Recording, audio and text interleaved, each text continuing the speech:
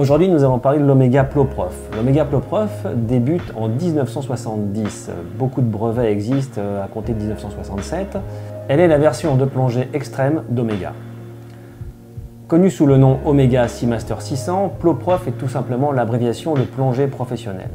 À l'inverse de certaines maisons qui ont préféré jouer sur des montres de plongée avec valve à hélium, évitant en cas de remontée de décompression que le verre explose, Omega de son côté décide de créer un boîtier monobloc en acier entièrement imperméable et impénétrable.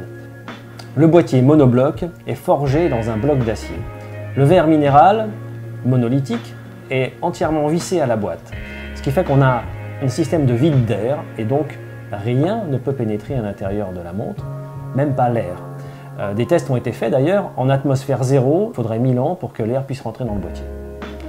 L'Omega est testé également en plongée hyperbare à près de 1400 mètres de profondeur, puisque 1370 atmosphères. Et à ces 1370 atmosphères, la montre continue à fonctionner, simplement le verre se déforme et donc bloquant les aiguilles. Mais sinon, on a vraiment des tests qui sont très concluants.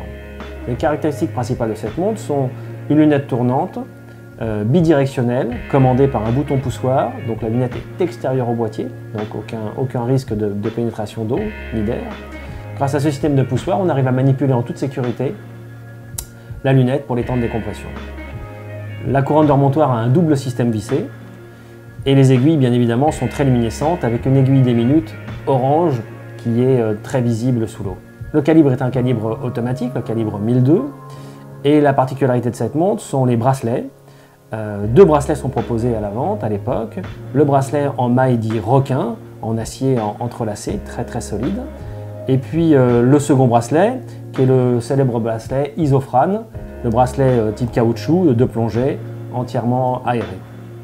Petite anecdote, la Ploprof est utilisée par les équipes du commandant Cousteau et était également en septembre 1970 utilisée par la COMEX lors d'une mission, la mission Janus.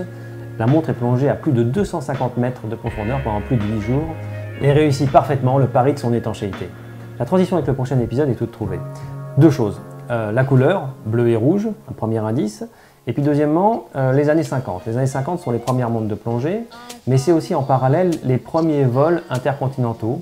En fait, le fait que beaucoup de voyageurs et beaucoup de pilotes se retrouvent dans le monde avec différents fuseaux horaires. Et pour ça, il faut une montre. Et la montre, elle est créée et réalisée par Rolex. C'est la Rolex GMT Master.